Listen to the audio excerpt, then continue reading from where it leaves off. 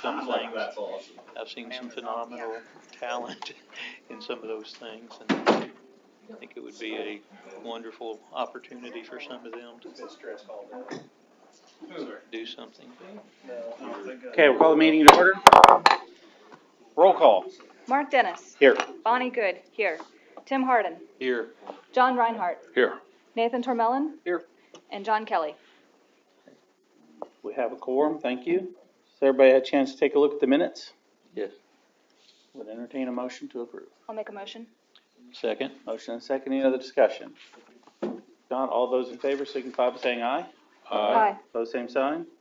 Motion carries. Public hearing. Authorizing the execution of lease with the Redevelopment Authority, resolution number 2025-01. Is that Rich? Sure. So this has been advertised for a public hearing for people to comment. Probably it'd be best to talk a little bit about the project. I don't know if the mayor would like to talk about the project in general. I can. And then give the public a chance to comment if anybody has comments. So back in 1989-ish, the Seymour Shields Park pool was constructed, opened in summer of 91, June or July of that year. So here we are 35 years later with no major renovations. So about 5 years ago, Parks and Rec worked on their master plan. It was identified as one of those pieces through public comment at that point that needed to be accomplished. We have patiently waited for the timing to be right as far as the funding sources and everything to be in place. And here we are now at this point where we're getting ready to issue a revenue bond related to the project, where we will redo the mechanicals of the main part of the pool, the competition side, redo the children's area, the concessions area, basically redo everything more of a friendly setup when it comes to the family side of the pool as well. Originally come in at 5.5. I'm working without notes, so coming around 5.5 million on that piece. Parks and Rec and Chad Keithley worked their way through everything to get it down to 4.5 roughly is the total number. So that is the main part of it, if you will. We would love to do a major project when it comes to creating a indoor facility with the schools and the hospital and everybody involved. On that topic, we have met a couple times over the years trying to accomplish that, but it just never has been able to come to a realization. So here we are trying to make sure that we finally do the renovations on the Shields Park pool. Rich Starkey is here, and we'll talk about the bond process, why you guys are hearing it, even though you're not the funding source. Matt Frischie is here to help explain the funding source a little bit as well. Chad Keithley is here from Parks and Recreation to answer any more in-depth questions you might have. Former Mayor Craig Ludeman works for the engineering firm that has been working on this project for several years now to help us get to this point. So we've got a whole slew of people that are willing to answer questions you may have in relation to what your piece of this looks like. Again, even though you guys are not the funding source, it is through a revenue bond. Still has to, by state code, I've got the lawyer looking at me shaking his head, have to go through this process to get to the end result. So that's what I've got, unless you've got questions, and I'll hand it off to the rest of the team. Looks like there's no questions. Thanks for bringing the heavy hitters. Hey, I know how to work here.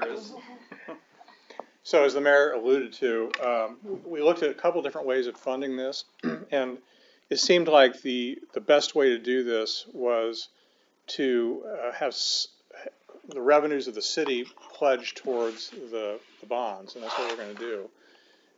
But in the event that the revenues were insufficient for any reason, and to get a lower interest rate, we're going to do a tax backup. And that tax backup, if we just did it through the city itself, it would count against the debt limit of the city. As you may know, the city has a 2% of their assessed valuation debt limit.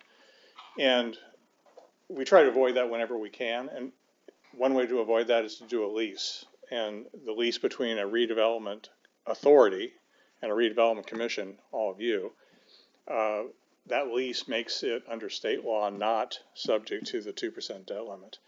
And so what we've done here is we've structured it in a way that the revenues of the city are pledged in the event that, and those revenues are pledged towards you all as the lease payment up to the Redevelopment Authority. The Redevelopment Authority will actually issue the bonds.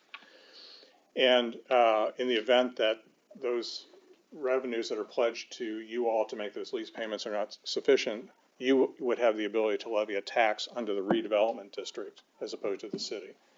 So we've structured it that way. I know it's a little bit complicated, but if you have any questions, I'd be happy to address those. So are we to assume that because this is all written up and on everybody's agenda right now that it needs to be on, the city expects to have the funding available to upstream the money to us to retire the debt? Here. Okay. That's why I'm here. Yes. So we have intentionally, back in 2008, obviously big crisis financially occurred. And as part of that, kind of how we've moved forward since then, we've really been honing in on, GFOA, Government Finance Association or Officers Association of America. Their best practice is for government units to maintain a 50% cash reserve balance. That's the goal. Understandably, cities get their revenue twice a year, June and December. So if something were to happen drastic, you want to make sure you have enough cash reserves to make it through to your next settlement. So we've been slowly working the city through the use of our financial planning, building up that 50% cash reserve over that 13-year period. In the last year or two, we've gotten to that 50%, and our goal all along was, hey, let's build this reserve up. Let's get it to the 50% that is, the best practice as GFOA sets out, and then from there, we'll utilize that what we were doing to build up that cash reserve in the form of necessary projects of the city. So that's what we're doing now that we have the 50%, rather than continuing the reserve to continue to grow above 50%. Now we're able to use that surplus for a project such as this, where we're funding the bond payment with that surplus that's already built in. So once again, no taxes are being raised. I'll repeat, no taxes are being raised. We are utilizing the structure that is already in place within the city as far as general fund surpluses to cover this debt payment. We've kind of ran SB1 impacts from the property tax and lit side of things into the financial plan to make sure that they would still have ample coverage. We are still projecting ample coverage in the form of surplus beyond this additional debt payment within the general fund to make this debt payment. So once again, no concerns that there will be ever any touching of that property tax levy piece. Okay, and our numbers, I'd say, we always like to err on the side of caution. We don't have final numbers, especially on the lit side of things, what that's going to look like, because the data really isn't readily available out there in a form that we can access easily. So we've used actually 2020 census data to kind of calculate that. So we're being conservative in our impact analysis to make sure that even in this worst case scenario, we'll still have plenty of dollars to cover our debt payment. I appreciate you being on the conservative side, and you said that you didn't foresee any issues from the cash standpoint, but what if a economy situation happens like happened in 08? Is that going to lead to going into the tax levy situation, or? Well, so that's the other thing. We've structured this intentionally to give us a lot of flexibility because once again, we don't know. I wish I had a crystal ball and could tell you exactly what our surplus is going to be in 5 years or what, right? So because of that, we've remained conservative, but we've added additional layers of flexibility. As we said, or as Rich said, the actual funding source within the bond documents, and that's going to go out to the market, is an all available revenue pledge of the city. So right now, I'm only looking at general fund, the surpluses within that to fund this debt payment. If those surpluses do come in a little bit lower than our conservative estimates are projecting, we still have other areas that we can utilize before we would even have to touch the tax levy. Also, too, another further point, I'm just looking at this from a funding this debt payment with surpluses, not even factoring in existing cash balances. And then another layer of added flexibility is, with discussions with placement agent and kind of what the market's seeing right now, we're looking at implementing a 5-year call optionality. So that if in 5 years we have the ability to call that bond and we could pay it off with cash if we absolutely needed to, if we saw that in the future surpluses aren't going to be sufficient. So there's a lot of added flexibility avenues here. That way we will never have to touch that property tax levy, because we want to conserve that for other projects as needed, or like you said, economic downturn. We don't want to have to be in a bind where we do have to levy the property tax.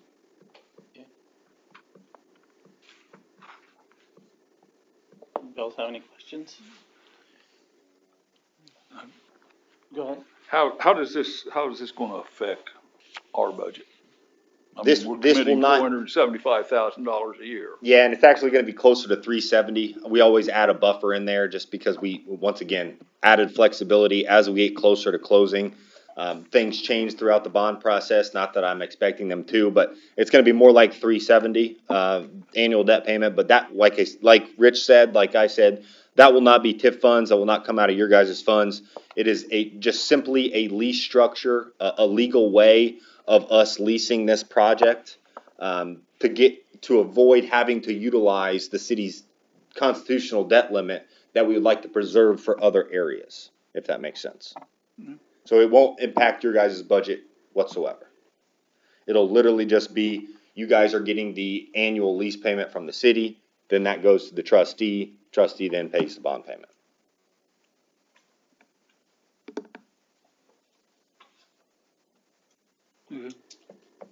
Okay.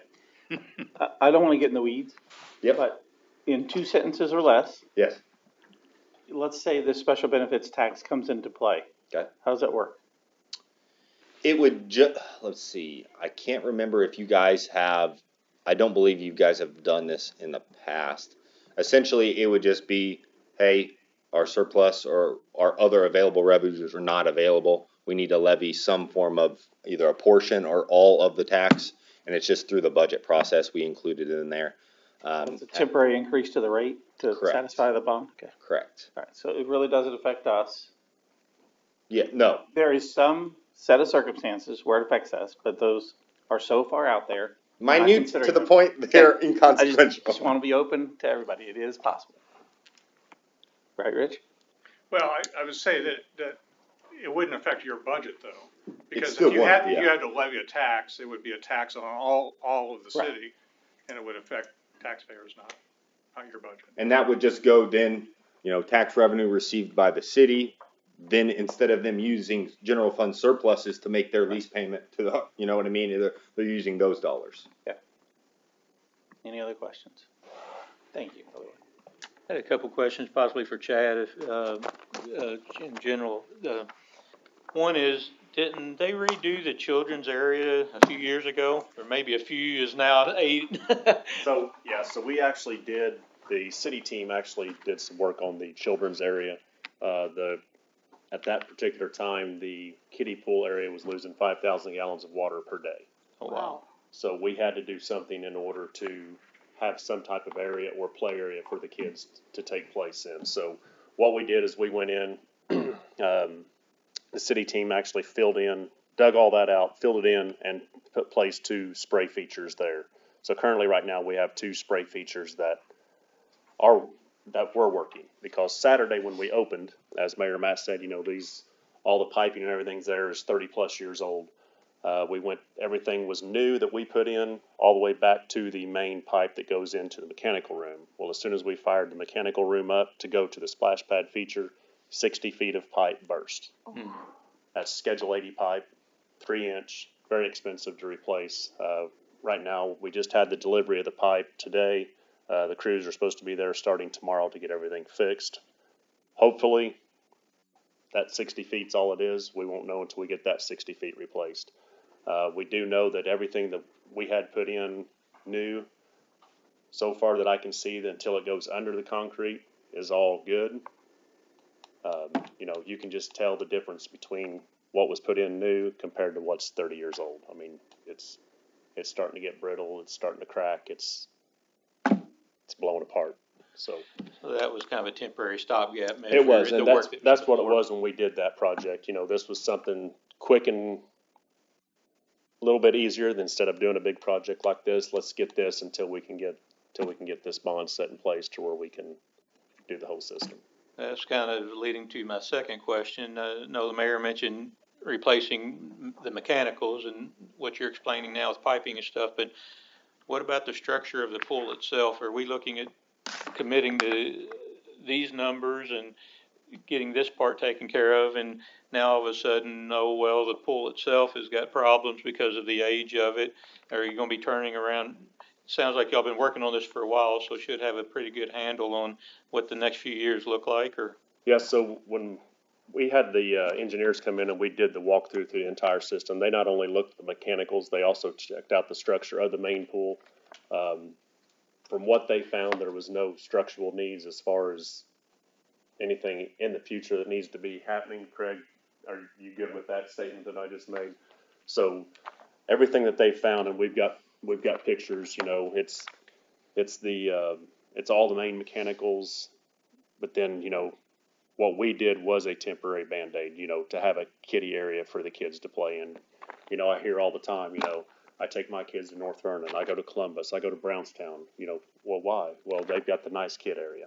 You know, that's what the people, that's what I'm hearing as a director. You know, that's what I hear out on the streets, you know, at the ballparks. You know, you guys going to the pool? No, you got 2 little spray features, and I can go 10 miles down the road either way, and we've got a nice play area for the kids to play in. That's, you know, that's disheartening to me as a parks director, hearing that from our community members. Thank you. So the scope of this project is gonna be all the mechanical and rebuilding the children's area. Correct. It'll be, the 4 main projects will be removal and replacement of the existing main pool mechanical, removal and existing of the children's splash area. So right now, what we're calling our kids' play area, splash area, that will be a 0 entry kiddie pool area with a play feature. And the concession area and the new mechanical building with restrooms that'll be associated with the children's activity area. So there'll be restrooms added out on the pool deck side, because like even when we have our Seymour Splash, the big swim meet, we don't have facilities for everyone to use because the people that are watching the swim meet cannot use the same restrooms as the swimmers. So we have to get in outside restrooms, and you'll see it parked in the parking lot. And by doing this, we'll have extra facilities for everyone to use. Anything else? Okay, so invite anybody from the audience to speak either for or against it. Okay, not seeing any desire, so we'll close the public hearing. Is there any old business? I don't think so. New business, now it comes to the resolution that we just discussed. Again, does anybody have any? Oh, we might have more. I just realized I didn't bring those in. Okay. You want me to explain what we have? Yeah, take a couple minutes. Okay. Move over in the center so everybody can see. So this is the existing main pool, as you can see, and the mechanical area here. So then this would kind of overlap into something like that.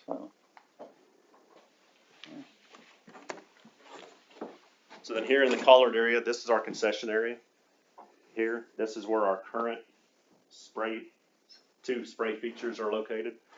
As you can see, this will be a 0 entry. So basically what it is the kids can walk, the little kids can go from the deck into the pool area and then out into the play area here without any type of curb. Fall features, you know, if they fall, hit their head, used to, you had to step down in the pool, which caused the littles to fall over into the water. They can actually walk in 0 entry level. Upgraded concession area here, actually a rental area. So like if you want to have like a little private birthday party at the pool, we'll have a little rental area here to generate more revenue for the pool. Restrooms added out on deck would be here. So currently, the only restrooms we have is in the main locker room area. This is the mechanical room area here. And that is where it's, pictures speak 1,000 words, and we've got some pictures that just show you that it is, I mean, tanks have had to be welded up, it's been band-aided long enough, I mean, honestly, so to speak. Is that green space inside the existing fence line, or is that, This here, no, like where Over you see here? those trees and stuff like so that? this is, you guys have probably heard of Hippie Hill? Yeah. This is Hippie Hill area up in here. This area would be redone a little bit with a barricade wall, kind of, so to speak, that would be green space.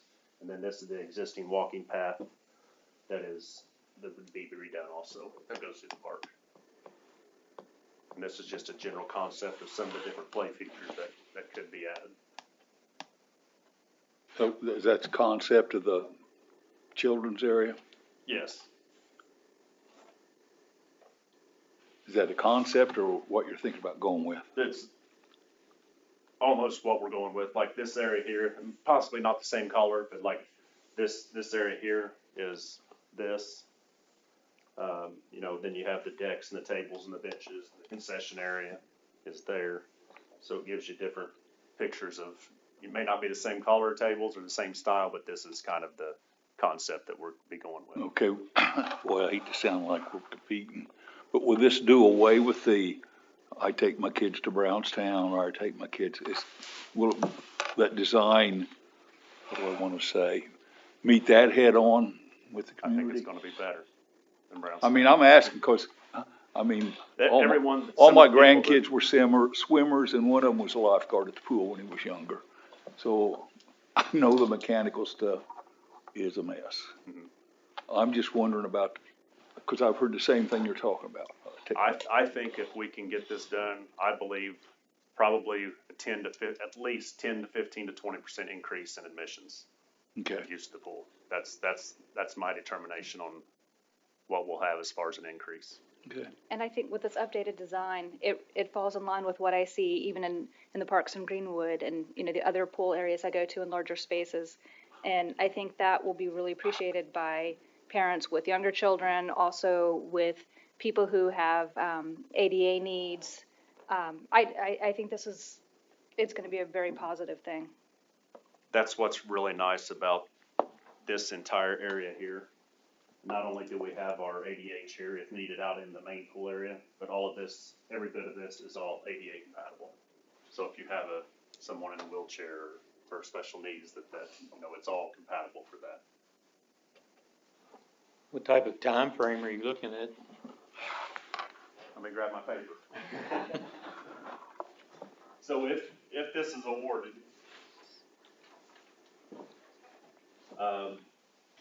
the notice to proceed would have to be done by June 1st of 2025. Our construction documents would be finalized October 1st of 2025. Bidding in November, awarded in December, and package one, which would be the main pool mechanicals, construction would begin January of 2026 and would be completed by May of 2026 so that the main pool could open for 2026 season.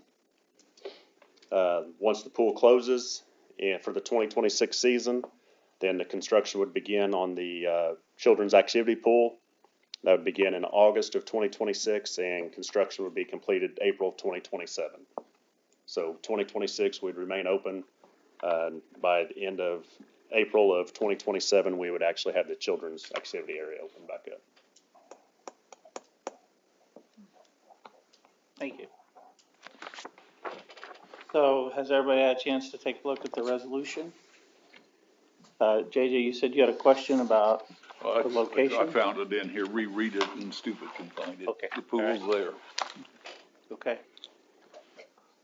If there's no other questions, would entertain a motion to approve the resolution as written. So moved.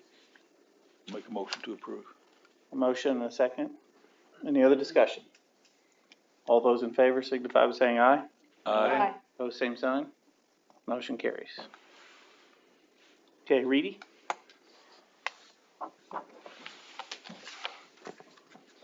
Yeah, today we're going to knock out your June 15th reporting requirements. I believe you all have seen this before. but just to go through that with you guys, it's just your determination to capture all the incremental assessed value in each of the TIF areas and not pass through any of that assessed value to the underlying units. In order to do so, we just need to determine that each allocation area is not expected to generate more than 200% the amount of TIF revenues necessary to pay for the projects and your debt payments. In this document, you'll have your resolution first, which I'll need that to be numbered and signed by everybody. And I believe Mel said it's resolution 2025-02. Correct. And then I will need each of the letters to be signed by Mark. We will make sure those get mailed out to everybody, and we'll make sure this all gets submitted to Gateway. And that'll be it for this, and we'll knock those out. For your regular monthly update, a couple of things I wanted to mention to you guys. A couple of your debt payments were made, so you'll see that reflected on your debt overview. You may have noticed on your main fund page for O'Brien Street that we are already at the projected amount for the year. We still expect there to be more this year. Chad's going to be working on getting exactly how much. And come workshop, we'll have a nice update for you all, and we'll go through each of those projects in detail. Second Street's also getting close. We expect a little bit more this year, and then a little bit more next year, we think, as well. And again, we'll get those numbers updated for you guys and show you come workshop. But that's all I got for your financial update. You'll have your claims and your balances as usual. Any questions by you guys? Any questions? Okay, thank you. Thank you. So first we need a motion for resolution 2025-02. Make a motion. Thank you, JJ. A second. Motion and second. Any other discussion? Not all those in favor signify by saying aye. Aye. Opposed, same sign. Motion carries. Make sure we have all the signatures before you leave. Claims. Everybody had a chance to take a look at those. Any questions? If not, I would entertain a motion. So moved. Nate? Second. JJ, the second. Any other discussion? All those in favor signify by saying aye. Aye. Opposed, same sign. Motion carries. Anything else? Hello, everyone. Mayor Matt back with another update. So the Main Street, for their accreditation purposes, needs us to re-implement the Downtown Review Board. During Mayor Ludeman's time, he decided the best way to do that was have one RDC member as a member of that. So if anybody would like to work on the Downtown Review Board, your appointment will actually come from me, but it needs to be one of you 5. So if anybody would like to work with Main Street and downtown, I'll take nominations, suggestions, however you all want to do it. I would be happy to do it. Solves that. I don't see a need for it. I don't see Second. anybody else jumping at it. So Bonnie, I'll congratulations. fight you for it. No. Bonnie, it is. Yeah, Bonnie it is, and Okay. I'll get Jane to set up the paperwork and we'll let you know. Thank you. Thank you all. Thank you. Is that it? That's it. That's all I have. Anybody else have anything? We got one here. Yeah, so a little bit of miscellaneous. So Colin Smith, representing the Freeman Municipal Airport, just came back as an update for the 8-unit T-hanger project on that decision making based on the request that we had previously made with Brian Thompson, the board president here, last meeting. I can go over a little summary of that conversation that we had if you guys would like. So basically, this project started in 2022. It was previously a 10-bay configuration, which was well over $2 million. So we changed that to an 8-bay configuration. And basically, the estimate for the project was $1.4 million. But the bid opening was at $1.9 million. And so we actually phased out that project. So the first phase would be the site prep and site work. And then the second phase would actually be the construction of the T-hanger building itself. And so we actually closed over $400,000 in savings based on our little extra work of phasing out those projects. And so due to the delays in the planning, the airport wouldn't be needing the bridge loan of the $423,000 previously requested by the RDC. But the current request that we had changed to was to incorporate a $180,000 grant, specifically covering the loss of BIL funding, which was $80,000. And then also the $100,000 that was over budget explained by the after costs of the project itself. I didn't know if you guys had any questions as previously meeting. We did state that we would come back for those.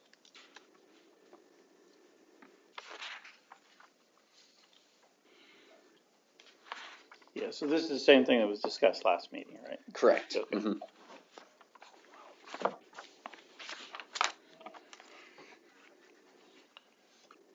Okay, so according to last month's minutes, you were gonna go back and confirm that all this was gonna work out.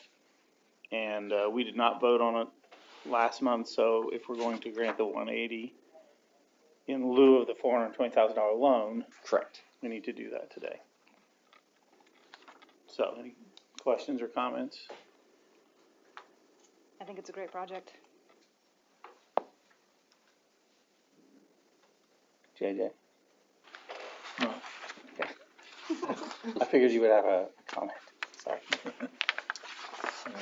I'll keep my shit. Okay. If not, I'd entertain a motion. I'll make a motion to approve. Second. A motion and second, any other discussion? Not all those in favor signify by saying aye. Aye. Opposed, same sign. Motion carries. Thank you. Thank you very much. We will make sure to keep you updated on each phase of the project. And if you have any questions, come to us during the entirety. Thank you. Okay, thanks. Anything else? If not, would entertain a motion to adjourn. I'll make a motion. Second. Motion second. All those in favor signify by saying aye. Aye. Opposed, same sign. Adjourn.